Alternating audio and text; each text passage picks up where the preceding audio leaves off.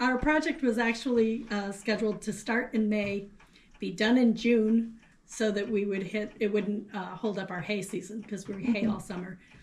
July came and we had our part done, ready to go, but our contractor couldn't get the rack. The panels ended up coming in August. Oh boy. The rack still wasn't here. Yeah. It was September. Our meat room was already up and functioning by that time. We cut from September to December, almost January.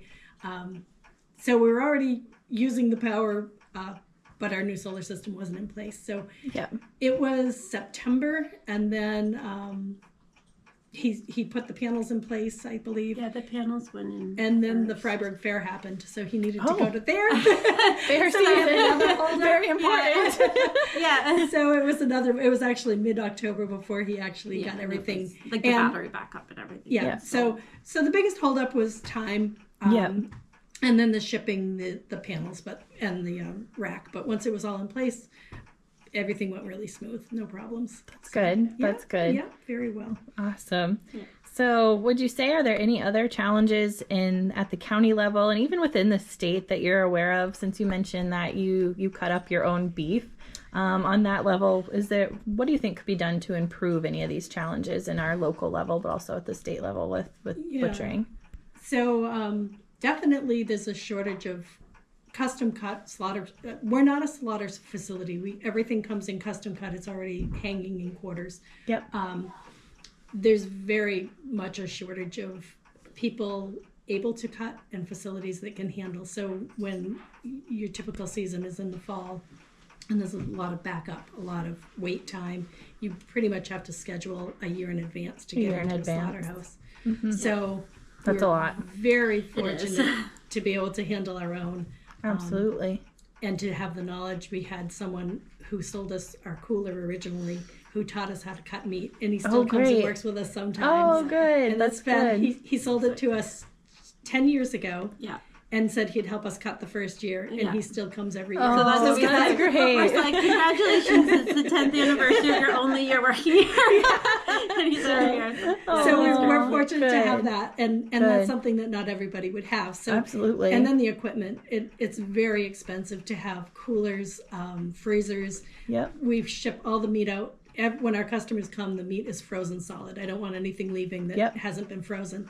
So we need freezers that can handle at least 2 beef being cut up and stored. Yeah. How many pounds is that, just to give people an idea? So each of our animals weigh approximately 800 pounds on the hook. Mm-hmm. You lose if you're doing all boneless cuts, you could lose up to 50%. So you've got 800 pounds of meat storage with 2 animals in my freezer at once.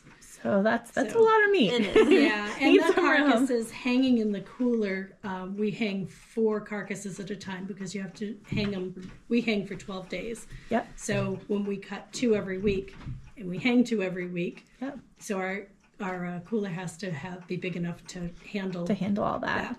That much beef hanging. That is a lot of beef. And it's the different tools too. I mean, we always said the grinder, always knew someone's like, oh, we have really nice, like meat grinder. We put it on the table and we're like, that is really nice, and we're not, like insulting your grinder, but we're talking like a grinder that can hold 200 pounds of meat to grind at a time, and that's what we grind with because, ours been done. That's typically what we use. So, at a time, the amount that we're doing is just so significant because, and we've got the process down, and it's kind of been cool to see through the years as we all kind of get into our different roles of what we're doing, how efficiently we can do it. You used to start at, 6 to 7 in the morning and go until 9 o'clock at night. And now we're usually done to both beef by like 3 or 4, and we're ready to go, and that's Hamburg, clean up everything all packaged and ready to go. So the hard part of it is though, all of our equipment is used equipment. Yes, we can't afford. Nobody can afford afford to buy new equipment to process beef because it just with everything that goes along with it, you can't. So we've over the years pieced together things, and the maintenance of it is hard because we had our 3-phase inverter go down this year, so our big grinder we could not use. So we had a backup grinder. We had bought a used grinder. Yep. which is okay, but it holds things up because it's only half the size of our regular grinder. So And then, like Mary mentioned, our cooler could only hold a certain amount, and our freezer could only hold a certain amount, but we can't afford to replace them because the cost for a new freezer unit is, $25,000-$30,000. Oh, The my cost for goodness. a new cooler unit is $25,000-$30,000. That's a lot. The grinder itself is a $20,000 machine. So if it were new. everything Right. in there is extremely expensive if you were to buy it. So Right. there's almost no way that someone could start up a setup using all new equipment. So it would be easily at least $100,000 to start up a new if it setup, was- Yeah, if not more. Not even, Yeah. and that doesn't include the facility to put it in. And then Ooh. this So- year, with our breakdown of the inverter broke down, we couldn't find anyone capable of fixing it. Oh So that's where my. we're still. We've That's had a challenge. 2 different electricians come look at it, and they're not able. They're not capable of fixing that inverter. So we're still using our smaller grinder until Right. and we can't replace the inverter. Also, another extremely, because we're not on a 3-phase system, so we have to convert it. Wow. And that's on the big scale, but you also have to think like something that we're thinking is it's a family business. We do everything is Absolutely. from. So we talk every year. It's like, well, next year it would be really nice if we could get one more stamp that's like a custom. Like we have a Hamburg stamp and we have a sausage stamp, but everything else we write by hand with a Sharpie. So we're like, well, maybe next year we'll get one that says like garlic and cheese, so we're not like actually we can actually Right. put our different But the stamps and stamps so are but like. $200 a stamp. Well, yeah, not quite, but like it's like expensive. they're so every cost adds up. Absolutely. And, you have to look at so everything. start It to comes finish. in, and gosh, the help that we got this year, they're 6 and 8, and man, they take forever to label things. No, I'm just kidding. But the kids do help with Yeah, their they drawing. do. But no, That's it's good. That's it good. is fun. But we, in all seriousness, just every little cost. It does add up over time, and you have to think that the big equipment to start, but then you're also talking how much freezer paper are you using? Tape, the Saran wrap. I mean, we had one roll, and if you don't get the right quality, then you're working all season with this roll that is like so it's every little thing matters, Absolutely. And Mary's So been it trying to adds keep up. the price low too. Yeah. Yeah. So we can sell locally because Absolutely. people can't afford to go and pay exorbitant prices for custom cut meat, and it's hard because it's just you can't keep raising your prices because the price of everything has doubled. Absolutely. You can't double your price of processing or the beef. It just doesn't. So we try to keep our prices low just so the local people can afford it. Right. And it's very That's important to me to important. have a family be able to afford good meat, not Mm-hmm. a doctor and lawyer. I mean, that's great if they can afford it, but I want someone who's raising a family, raising children, to have Mm-hmm. the same good quality meat to put on their table. too. Absolutely. So Absolutely. keeping the cost low is very important. And with the solar system that we put in, the grant didn't. It started. It covered the beginning of it, and it was Yeah. nice to get it going. But there was a lot of cost out of pocket, and we're hoping that the payoff is in for the future. It's for the future generations, and so If we could save some money on electricity, Yeah. it'll help keep the prices low Yeah. on what we sell beef. It's just it's That's as simple as Everything that. else. It's It's all electric connected. prices It all is go all up connected. too. So any price that goes up for us. So if we have solar, then that helps be one less Absolutely. cost on us. So. You guys do a great job. Thank you for all that you do to provide to the community. Absolutely. So knowing all these challenges and how everything is really, really related, if anyone was looking to complete a similar project as this, what would you give them for advice? Be very organized. that's what I was gonna say. Get everything Okay. yeah.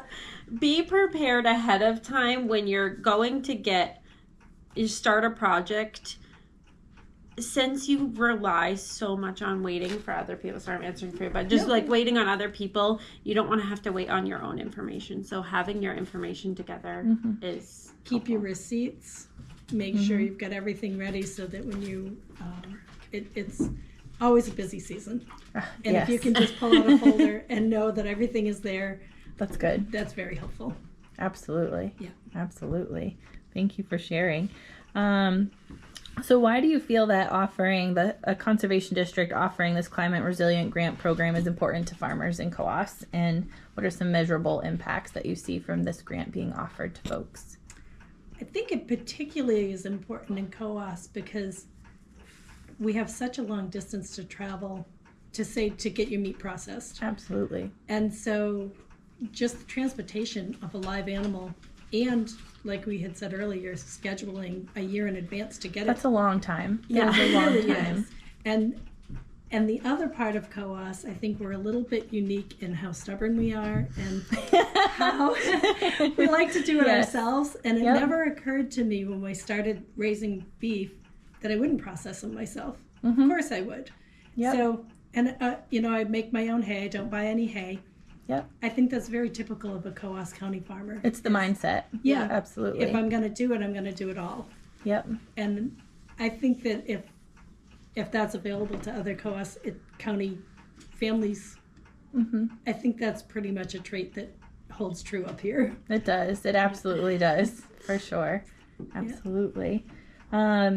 Considering the broader scope of climate change, what do you see as the long-term benefits and impacts of this grant on other co-op farms' resilience and viability? I mean, kind of tying along with, everything that's been said, but a lot of co-op farmers aren't only,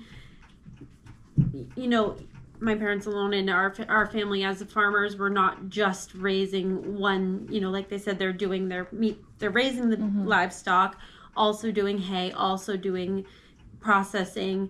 So, and that's true, like she said, for many, but it means that rather than just being farmers, you're kind of land stewards. So there's not only the land it also is helping less of an impact on wildlife, like the solar panels here on this land. So that kind of frees up some more space that is being a natural resource for other, animals and, plants, what have you. It's kind of, it is creating the ability for the people in Coas County to keep the land as a functional source for everything. I'd hate to see I think it it's very happen what's happening over in Maine.